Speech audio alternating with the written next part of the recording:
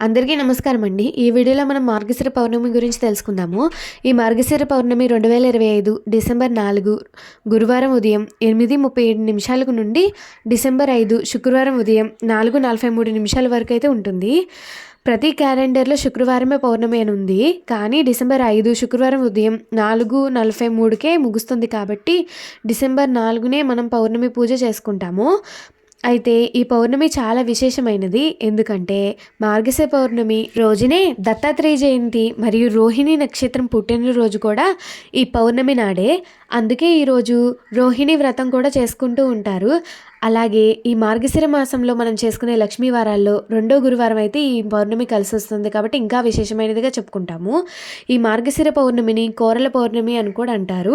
మార్గశిర పౌర్ణమి రోజున ఇంట్లో ఏ విధంగా పూజను చేసుకోవాలో నా ఛానల్లో వీడియో అయితే అప్లోడ్ చేశానంటే ఇంట్రెస్ట్ ఉన్న వాళ్ళు చూడండి.